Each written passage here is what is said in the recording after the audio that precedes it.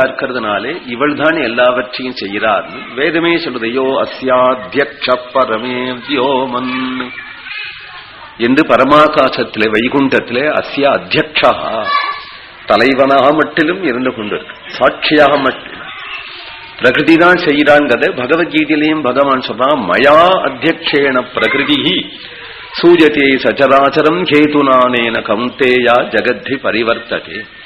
கண்ணனும் கிருஷ்ணனும் சொல்றார், நான் சாட்சியாக மட்டும்தான் இருக்கேன்.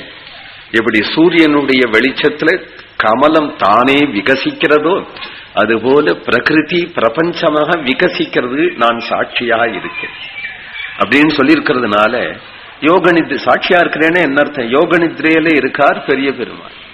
பிரபஞ்சத்தை சிருஷ்டிக்கணுமே அப்படின்னு சொன்னா உடனே அந்த பரதேவதையான லட்சுமி பெருமாளை எழுப்புறாள், பிரபஞ்ச சிருஷ்டி பண்ணுங்கோ அப்படின்னு எழுப்புறாள்.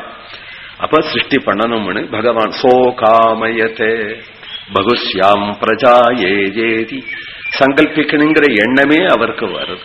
அதனால ஹரியை பிரவൃத்திக்கு செய்கிறேங்கிறதுனால காரியேஷு நயாமி, அவரை தூங்க விடாம காரியங்களை செய்யும்படியாக எழுப்புறேன். அதனால எனக்கு ஹரிணின்னு பெயர். நான் எப்படி இருக்கேன்? நானும் அவரை விட்டு ஜடமா போயிடுறது இல்லை. ஜடமா இருந்தா பிரபஞ்சம் எப்படி நடக்கும்? நீ ஏச்ச ஹரிணா சுவை, ஹரி என்ன அழிச்சுண்டு போறார். ஹரிய நாம் நயாமி, ஹரிணா நான் நீயே. ஹரி என்ன பிரவர்த்திக்க செய்கிறார், ஹரிய நாம் பிரவர்த்திக்க செய்கிறேன். ஆக ரெண்டு பேர் சேர்ந்தாதான் உலகம் நடக்கும். நாம் மட்டும் இருந்தா கேவலம் சக்தியால நடக்காது, பிரம்மம் இல்லாம. பிரம்மம் மட்டிலும் இருந்தாலும் சக்தி இல்லாம காரியம் நடக்காது. அப்போ பிரம்மமும் சக்தியும் சேர்ந்து ஈஸ்வரான் அப்படின்னு ஆறோம். நாங்க ரெண்டு பேருமாக சேர்ந்துதான் ஈஸ்வர தத்துவமாக ஆறும். சக்தி இல்லாத பிரம்மம் ஈஸ்வரனாகாது, பிரம்மம் இல்லாத பிரகிருதி ஈஸ்வரியாகாது. நாங்க ரெண்டு பேரும் சேர்ந்துட்டா ஈஸ்வரங்கிற தத்துவம் ஈஸ்வராளாக இருக்கிறோம் அப்படின்னு அர்த்தம். சதா ஹரிண பாசார். மேலும் ஹரிணி அப்படிங்கறது ஹாரிணிங்கிறதா ஹரிணின்னு ஆச்சுன்னு. ஹாரிணி அப்படின்னா என்னடா? துரித ஹாரிணி, பக்தர்களுடைய துக்கம் எல்லாத்தையும் நான் நீக்கிறதுனாலே, துக்கத்துக்கு காரணமான பாபத்தையும் நீக்கிறதுனால எனக்கு ஹரிணின்னு பெயர். மற்றொன்று என்னன்னா, மான் போல இருக்கிறதுனாலே எனக்கு ஹரிணின்னு பெயர். மான் போன்ற சாயை, அதனால மிருக விப்ரேட்சணி காந்தா மிருகிபிஹி சகிதா பவது என்று பெருமாள் சீதையை தேடி வரும் பொழுது, சீதையை காணலையேன்னு தேடும் பொழுது அங்கு ஒரு மான் மந்தை இருக்க லட்சுமணரை பார்த்து சொல்றார், மானோடு மானா கலந்து இருக்கிறாளா சீதை. ஏன் அப்படின்னா, மான் சாயல் உடவளா இருப்பதனாலே கலந்துட்டா நம்மளால பிரிச்சு காண முடியாது. அதுல கலந்து இருக்கிறாளா அப்படின்னு கேட்கிறா இல்லையா. ஹரிணிய போல துள்ளுவள், ஹரிணிய போல நடப்பள், ஹரிணிய போல பிரேமையோட கிட்டக வருபவள், ஹரிணிய போல பார்க்கிறவள், மானுடைய எல்லா சாயிலும் பிராட்டி கிட்டக உண்டு. அப்படிங்கிறதுனால பிராட்டி ஹரிணி போல இருக்கிற, ஹரிணினா பெண்மான், ஹரிணிய போல இருப்பாள் அப்படின்னு சொல்ல. அவளுடைய பார்வையும் ஹரிணி போல இருக்குங்கிறதுனாலதான் குகப்பெருமான் இடத்துல பிராட்டிய காட்டி மாழை மான் மடநோக்கி உன் தோழி அப்படிங்கிறார்.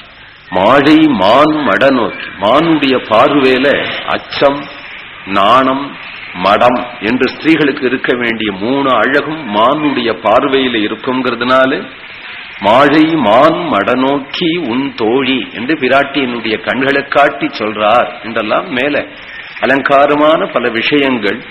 ஹரிணீம் ரஜதஸ்ரஜாம், சுவர்ண ரஜதஸ்ரஜாம், வெள்ளியால ஆன பூஷணங்களும் சுவர்ணத்தால ஆன பூஷணங்களும் சாத்தி கொண்டிருக்கிறாள் என்று சொல்லப்படுறது.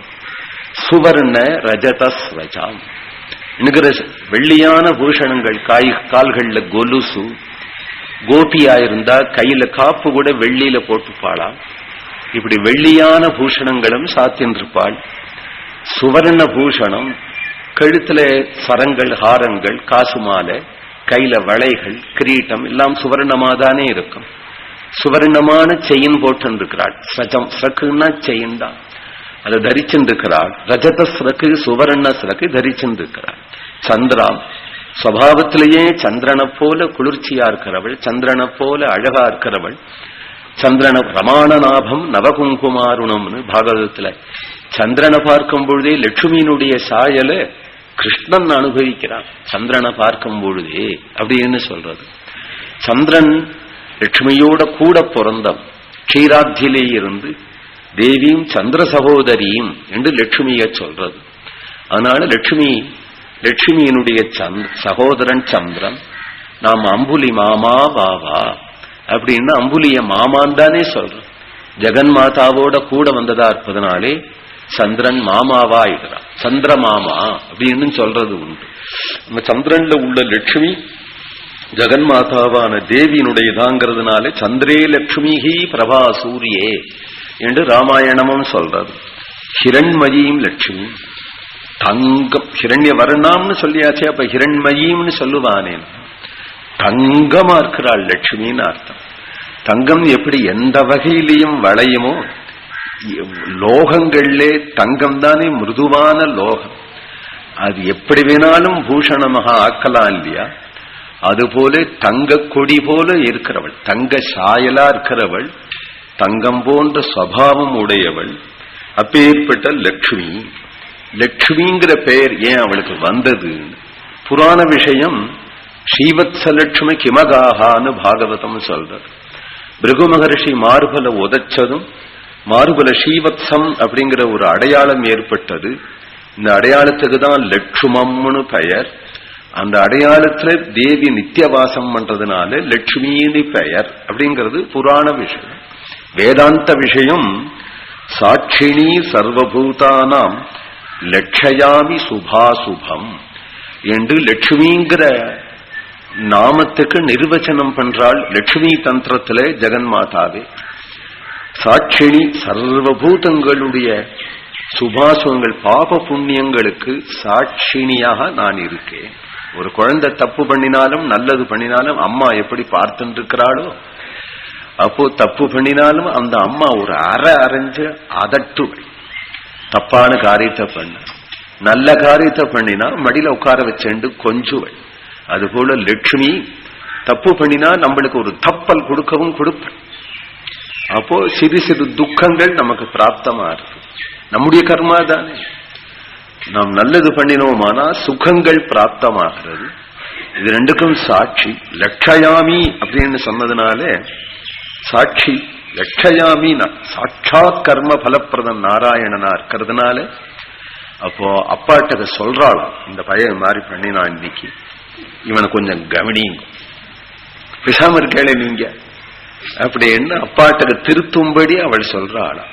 கொஞ்சம் அப்பா அடிக்கணும்னு அப்படி வந்துட்டாலேயே தன் முதுக காண்பிச்சேன் சொன்னேன்னா அடிக்கிறேளே குழந்தைய என்று சொல்லி அந்த குழந்தைய காப்பாற்றவும் காப்பாற்றுறாளாம். ஆனா கண்டிப்பும் வேணும் அப்படிங்கிற எண்ணம் உடையவளாக இருக்கிறாள். ஆனா எப்பேற்பட்ட துஷ்டத்தனம் பண்ணினாலும் நீ அப்பாவனுடைய திருவடியில விழுந்துடு, அவர் காப்பாற்றுவார். விதித சகி தர்மஜ்ஞா சரணாகத வத்சலஹ தேன மைத்ரி பவது தே எதி ஜீவிது மிச்சசீம்.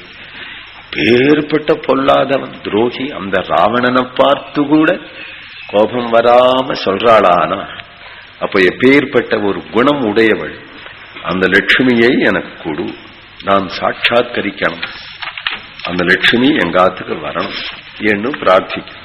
அடுத்தருக்கு தாம் ஆபகஜாத வேதோ லக்ஷ்மீ மனபகாமினீ யஸ்யாம் ஹிரண்யம் விந்தேஜம் காமஸ்வம் புருஷானஹம். ஹே ஜாதவேதா, அக்னி பகவானே அந்த லட்சுமியே எனக்கு கொடு. அந்த லட்சுமியும் முன்னெல்லாம் பணக்காரனா இருந்தான், இப்ப ஏழையா போயிட்டான். முந்திலாம் நன்னா இருந்தான், இப்ப ஆரோக்கியமா இருந்தான், இப்ப ரோகி ஆயிட்டான். முந்திலாம் பெருமையா இருந்தான், இப்ப இழிவுபடுறான் அப்படின்னு. ஒரு காலத்துல எனக்கு லட்சுமி இருந்தது, ஒரு காலத்துல இல்லே அப்படின்னு சொல்லாதபடி அனபகாமினி, எங்காத்த விட்டு லட்சுமியை ஒங்கையும் போகக்கூடாது. நித்தியவாசம் என்னிடத்திலேயே இருக்கணும், எங்காத்திலேயே இருக்கணும் என்று அனபகாமினியான லட்சுமியை கொடு.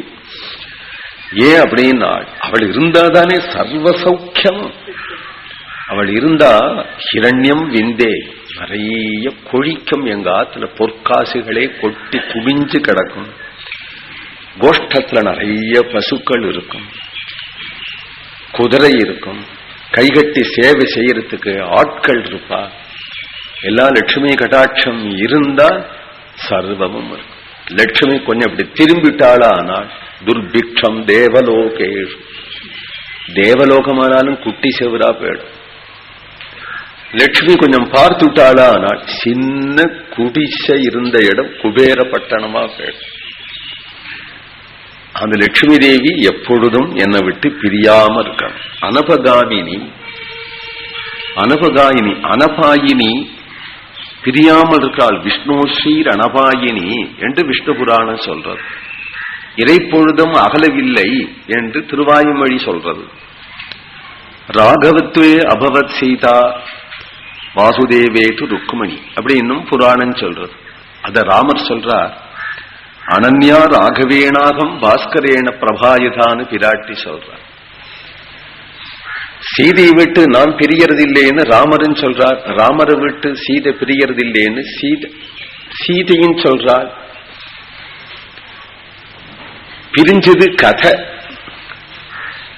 பிரிஞ்சது கதையே தவிர ராவணன் கொண்டுட்டு போயிட்டான் அப்படின்னு கதையே தவிர அது மாயைன்னு சொல்லிவிட்டான். உண்மையாக இல்லை, அது மாயதான் அது. ஆனால் சீதையும் ராமனும் பிரியறதே கிடையாது அப்படின்னு ஹனுமத் வாக்கியத்தாலையும் தெரியறது. இந்த சீதையை பிரிக்காம தான் ராமர் பார்க்கிறார். ராமரை பிரிக்காம தான் சீதையை பார்க்கிறார் ஹனுமான். இந்த ரெண்டு பேரும் பிரியறதே கிடையாது அப்படிங்கிறது. ஸ்ரீ பாகவதத்திலையும் ருக்குமணி கண்ணனை விட்டு பிரியாம இருக்கிறார். வட்சஸ்தல லட்சுமியாகவே பாகவதம் சொல்றது. சீதாபிதாம் ஸ்ரீயம் உரஸ்ய அபிலப்தமானாம் என்று சொல்கிறது. ஜனகராஜனுடைய பெண் போல அவதாரம் பண்ணினாலே தவிர ராமருடைய வட்சஸ்தலத்தை விட்டு அவள் பிரியவில்லைங்கிறார் ஸ்ரீசுகர். எப்ப கன்னிகையாக சீதை இருக்கும் பொழுதும் ராமரை விட்டு பிரியலையோ அப்ப உத்தரகாண்டத்துல சீதையை கொண்டு வால்மீகி ஆசிரமத்துல விட்டார் அப்படிங்கிறதும் புராண கதை. அப்பவும் வட்சஸ்தலத்தை விட்டு லட்சுமி பிரியலை. ஆரண்ய காண்டத்துல சீதைன்னு அலறின பொழுதும் வட்சஸ்தலத்துலதான் போயிட்டாள்னு புராணாந்தரம் சொல்றது. ராவணன் தூக்கின்னு போனதுனால் மாயாதான் ராவணன் தூக்கின்னு போனது. ராமருடைய வட்சஸ்தலத்துல தான் நித்தியலட்சுமி இருக்கிறாள் அப்படிங்கிறதுனால பகவானை விட்டு லட்சுமி பிரிஞ்சாள்ங்கிறதே கிடையாது. அப்பேற்பட்ட அனபகாமினி அந்த லட்சுமி இருந்துட்டாள் எல்லாம் எனக்கு கிடையாது. ஆதிசங்கரர் பிரம்மச்சாரியா இருக்கும் போது பிட்சைக்கு வராராம். குழந்தை சங்கரம் ஒருத்தராத்துல பகவதி பிட்சாம் தேஹி அப்படிங்கிறது அந்த குழந்தை. அந்த வீட்டு அம்மா ஏதாவது போடணும்னு வரா. இந்த குழந்தைய பார்த்தோம், இப்படி ஒரு குழந்தை, என்ன பிரம்ம தேஜஸ், இந்த குழந்தைக்கு ஏதாவது போடணுமே அப்படின்னு ஆசைப்பட்டு உள்ள போனா மகாதரித்திரம். ஒரு பிடி அவள், ஒரு பிடி அரிசி கூட இல்லை அந்த வீட்டுல. அங்கேயும் குழந்தை இல்லேடா, இல்லப்பா அப்படின்னு சொல்லணும். அவள் மனது சொல்றது, இந்த குழந்தைக்கு போய் இல்லப்பான்னு சொல்லுவாடா. இந்த குழந்தை வாசல்ல நிக்கிறதே நம்ம பாக்கியம், இதுக்கு போட முடியாம இருக்கிறது துர்பாகியம். இது ரெண்டும் கலந்து அனுபவிக்கிறோமேன்னு கண்ட கண்ணீர் வர அதை கவனிச்சுட்டார் அந்த பால குருநாதன்.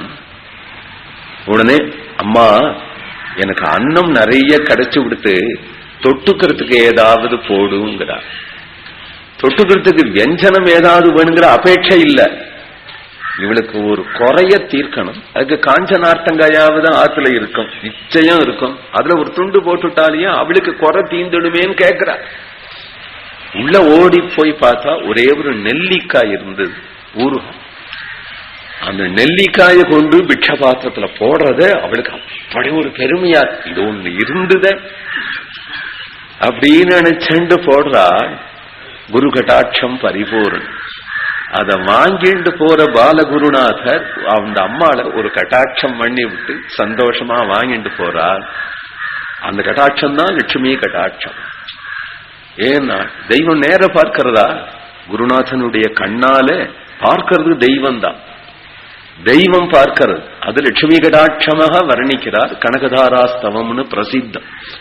அங்கம் ஹரேகே புலகபூஷணமாஸ்ரயந்தி பிருங்காங்கணேவ முகுலாபரணம் தமாஜம் அங்கீகிருதாகில விபூதிரபாங்கலீலா மாங்கல்யதாஸ்து மம மங்கள தேவதாயாக. லட்சுமி மங்கள தேவதை இல்லை. தமால விருட்சத்துல பொன் வண்டு உட்கார்ந்துக்கிறது போலே சியாமலவர்ணமான பெருமாளுடைய வட்சஸ்தலத்துல மின்னல் கொடி போல உட்கார்ந்துக்கிறாளாம் பிராட்டி. அந்த தேவி கடாட்சம் பண்ணட்டும். மங்களஸ்வரூபிணி. எல்லா மங்களமும் அவளுடைய கிருபையால தானே. கிரகம்னு இருந்தா கிரக, வித்யன்னு இருந்தா வித்யாலட்சுமி, தனம் இருந்தா தனலட்சுமி, தானியம் இருந்தா தானியலட்சுமி, கிரகம் கிரகலட்சுமி,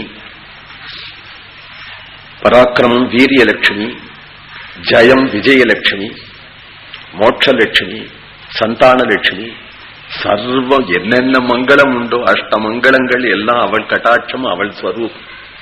அதனால பொதுவா அவளுக்கே மங்கள தேவதான்னு பெயர். அந்த மங்கள தேவதையினுடைய கட்டாட்சம்னு சொன்னாரோ இல்லையோ, உடனே அந்த அம்மா அப்படி திரும்பி போதார். கனக மழை பொழிஞ்சதான், கனக மழை பொழிஞ்சது அப்படிங்கிற காவியத்துல ரகு மகாராஜாவினிடத்துல குத்சன்கிற ஒரு ரிஷி குரு தட்சணைக்காக வந்து கேட்கிறார். ரகு அப்போ காட்டுல மண் கலைத்த வச்சுண்டு சமையல் பண்ணி சாப்பிட்டு இருக்கான் ரகு மகாராஜ். அப்படி சுகநலமற்ற நீதிமானான ராஜாக்கள்லாம் இருந்திருக்கா, தியாகியான ராஜாக்கள்லாம் இருந்திருக்கா. இந்த பிரம்மச்சாரிக்கு குரு தட்சணை கொடுக்கணுமேன்னதும் உடனே குபேரனை கூட்டானா ரகு மகாராஜ். குபேரன் கனக வருஷம் பொழிஞ்சா அப்படிங்கிறார். ஒரு மகாராஜனுக்கு குபேரன் கனக வருஷம் பண்ணும் பொழுது சங்கர சங்கர சாட்சாத்து பரமேஸ்வரனுடைய அவதாரமா இருக்கக்கூடிய ஆதிசங்கரன் நினைச்சா கனக மழை பொழியாதா? அது ஒரு ஆச்சரியம் இல்ல. ஆனா தன்னாத்துல இந்த கனக மழை பொழியறதுக்கு அவர் பிரார்த்தனை பண்ணாம இருந்தாரே, அதுதான் எனக்கு ஆச்சரியமா இருக்கு. அம்மா உண்டிதானே ஆத்துல இருக்கா, பிட்ச வாங்கிதானே சாப்பிட்றார். அந்த கனக மழை நம்ம ஆத்துல சொல்லிட்டா ஆத்துல ஒரு வேத பாடசாலையே நடத்தலாம், 100 பிள்ளைகள் சாப்பிடலாமே ஆத்துல ஒரு நிர்வாகிய போட்டு. ஆனா ஏழையா இருக்கிறதுல உள்ள ஒரு சுகம் பண வரவு செலவுல கிடையவே கிடையாது. அந்த சுகம் ஏழையா இருந்து அன்றாடம் உஞ்சவர்த்தி வாங்கி சாப்பிட்டோமானா அதுல அவ்வளவு நிம்மதி இருக்கு. அதனால ஆதிசங்கரர் பிட்சா வாங்கின்னு இருக்கார். வேதாந்த தேசிகருங்கிற ஒரு மகா, இவராவது சன்னியாசி பிரம்மச்சாரின்னு. கிரகஸ்தராருக்கு இருக்கிறவருக்கு நிச்சயம் பணம் தேவைப்படும். வேதாந்த தேசிகருங்கிற மகான் சர்வஜர், சர்வதந்திர சுதந்திரர், காஞ்சிபுரத்துல இருக்கார். மகாதேவிங்கிற பெருந்தாய்வி தாயார் சந்நிதியிலேயே இருக்கார். தினம் லட்சுமி தரிசனம் விட்டு வரா. ஆனா உஞ்சவிருத்திக்கு போவரான் தெருவில். உஞ்சவிருத்தி எடுத்துதான் நித்திய கர்மானுஷ்டானம், பகவத ஆராதனம், பாகவத ஆராதனங்கள்லாம் பண்றார். அவருடைய வித்வத்துக்கு மகாராஜ சபைக்கு போகலாம். விஜயநகரம் ராஜா அவரை கூப்பிடுறார் தன் சபைக்கு. நாஸ்தி பித்ரார்ஜிதம் வித்தம் நமயா கிஞ்சிதார்ஜிதம் அஸ்தி ஸ்ரீ ஹஸ்தி சைலாகிரே வஸ்து பைதாமகம் தனாம் அப்படின்னு விட்டார். தேவ பெருமான்கிற ஐஸ்வர்யம் இருக்கு எனக்கு, அது குலதனம். என்ன பிச்சைக்காரன் நினைச்சையா? நரனுடைய சபையில நாக்கொண்டு மானிடம் பாடோங்கிற பரம்பரையில வந்த நாங்கள் அப்படின்னு வேற சொல்லிவிட்டு. அப்போ ராஜா ஆச்சரியப்பட்டான். ஒரு பையனுக்கு கல்யாணம் ஆகணும், அந்த பையன் ராஜா கிட்ட உதவி நாடி வந்தான். அப்ப ராஜா சொன்னா, காஞ்சிபுரத்துல என்னை விட பெரிய பிரபு ஒருத்தர் இருக்கா, வேதாந்த தேசிகர்னு பெயர், அவரை போய் கேளுடான்னு கலப்பி விட்டான். அந்த பிரம்மச்சாரி இங்க கைய பேசறான். யாருடா பையா? எனக்கு கல்யாணம் ஏற்பாடு பண்ணியாச்சு, கையில ஐசா பைசா இல்ல, தேவரீர் தான் மகாராஜான்னு சொன்னா கேள்விப்பட்டேன், வந்தேன். நானே முஞ்சவித்து எடுக்கிறேன், எங்கிட்டயே வந்தியப்பான்னு சொல்லுவரா? ஏன்னா தன் கண்ணியத்தை அப்படி காப்பாத்திப்பமே. எனக்கு என்ன குறை, எனக்கு என்ன குறை? நேர இங்கேருந்து போறாள் பெருந்தேவி தாயார் சந்நிதியில. ஸ்ரீஸ்தவம் பாடுறா. கல்பக விருட்சம் காமதேனுலாம் சொல்லுவாள். அந்த காமதேனு ஜெகன்மாதா தானே, மகாலட்சுமியினுடைய கூட பிறந்ததுனாலதான் காமதேனுக்கே காமதேனுங்கிற பெருமை. கல்யாணானாம் அவிகலநிதி காபி காருண்யசீமாக நித்யாமோதா நிகமவஜசாம் மௌளி மந்தாரமாலா சம்பத்திவ்யா மது விஜயினக சந்நிதத்தாம் சதாமே சைஷா தேவி சகல புவன பிரார்த்தனா காமதேனு. மிகவும் சுலபமாக மதுரமா இருக்கு இந்த சுலபம். அதில் உள்ள சப்தாலங்காரம் பார்க்கணும். கல்யாணானாம் அவிகலநிதி காபி காருண்யசேமாக. அப்படி வருமா இந்த மகான்களுக்கு? வாக்குன்னா அருள் கவி இல்லையா? கவிதார்க்கிக சிம்ஹாய கல்யாண குணசாலினே. அப்படி வரும் அந்த கவிதை. சமப்பட்டா சொல்லுவளா? எவ்வளவு ககாரம் பாருங்க. கல்யாணானாம் அவிகலநிதி காபி காருண்யசீமா.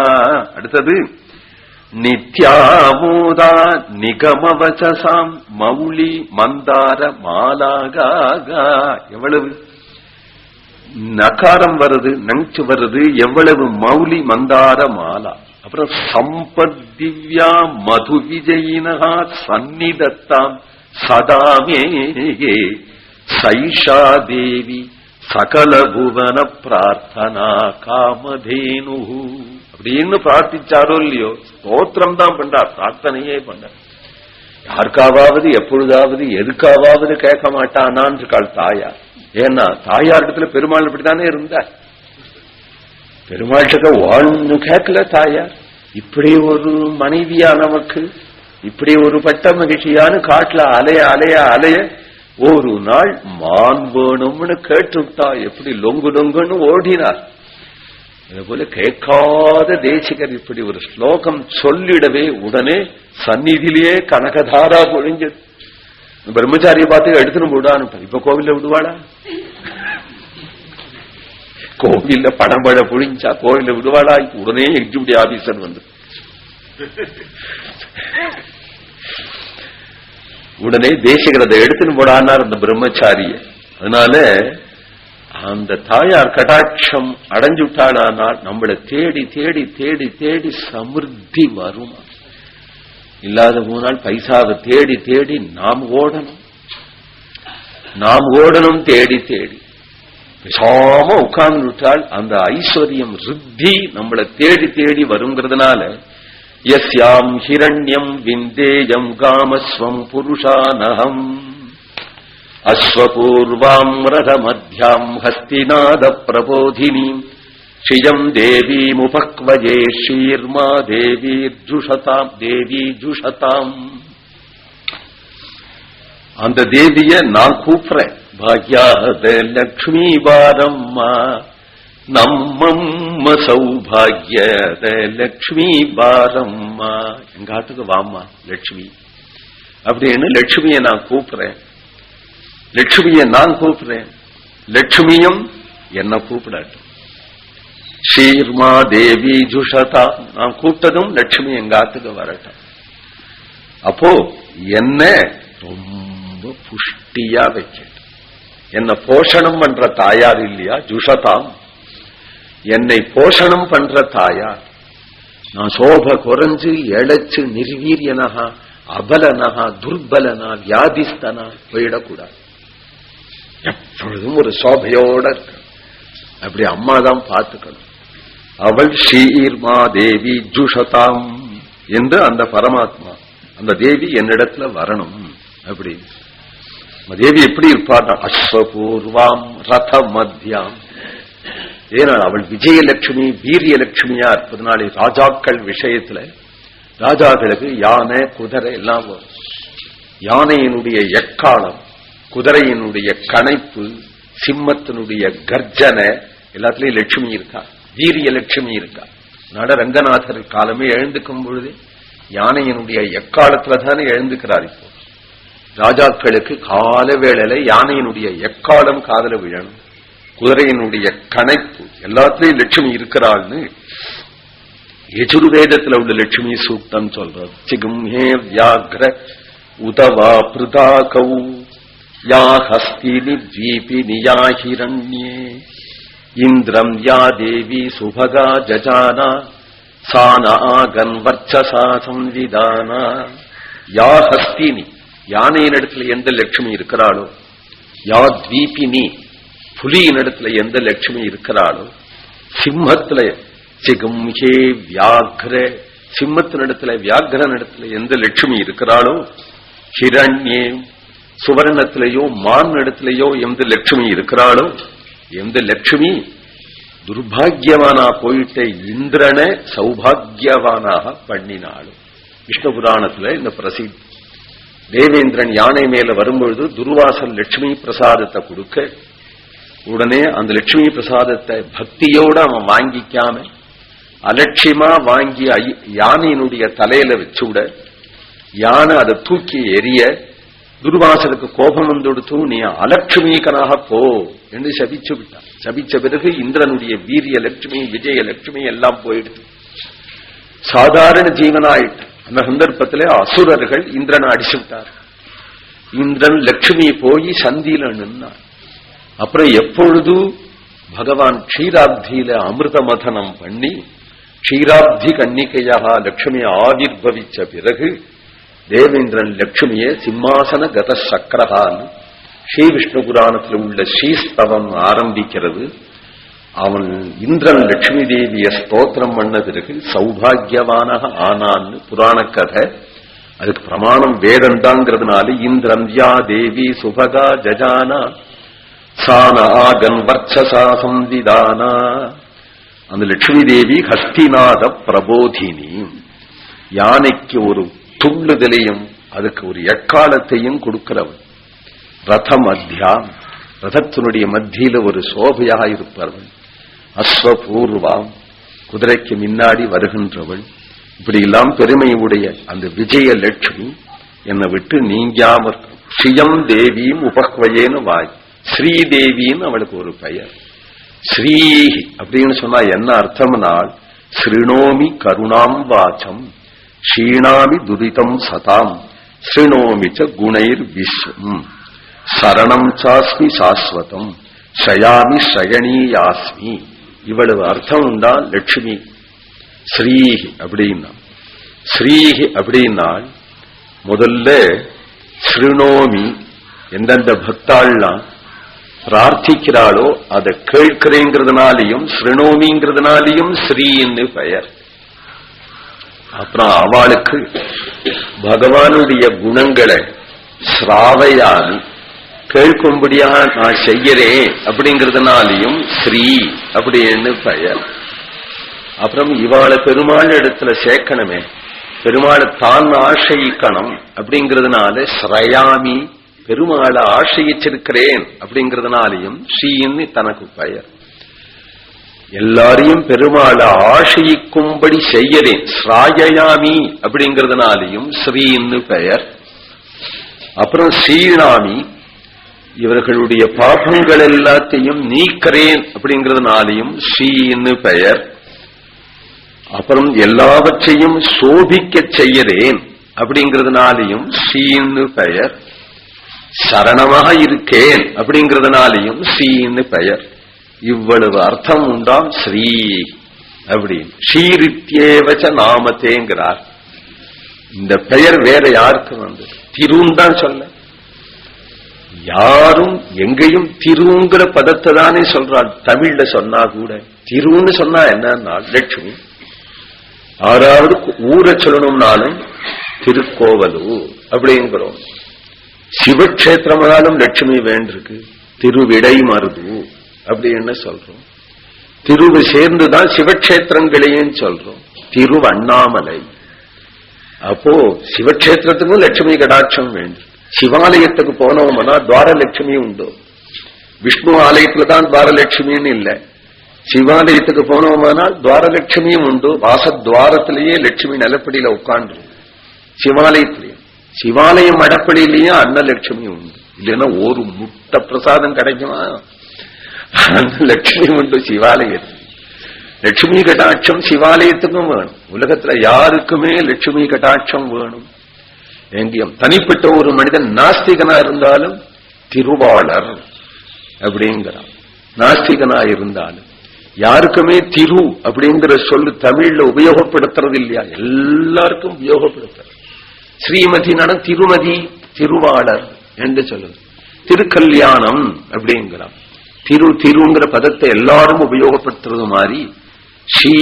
ஆனா திருங்கிற சொல்லுக்கு ஸ்ரீக்கு சொன்ன அர்த்தம் எல்லாம் சொல்ல முடியாது. மங்களம் அப்படிங்கிற அர்த்தம் வேணா சொல்லலாமே தவிர இவ்வளவு அர்த்தம் சொல்ல முடியாது. ஸ்ரீங்கிற அர்த்தத்துக்கு சொல்லுக்கு 6 அர்த்தம்னா சொன்னோம்.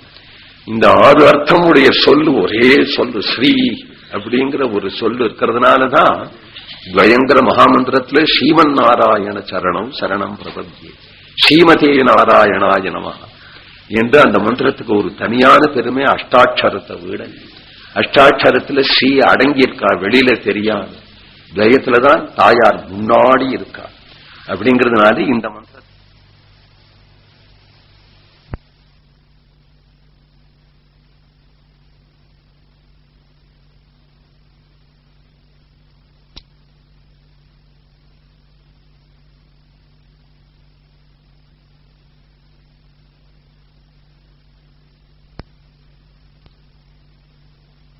முன்னாடி இருக்கா.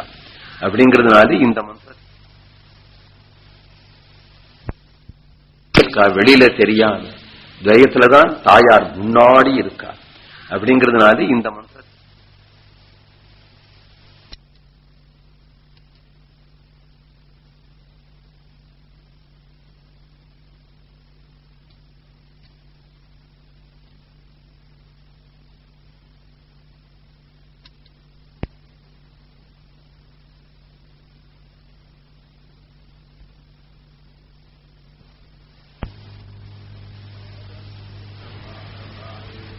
இந்த 6 அர்த்தமுடைய சொல்லு ஒரே சொல்லு ஸ்ரீ அப்படிங்கிற ஒரு சொல்லு இருக்கிறதுனாலதான் துவயங்கர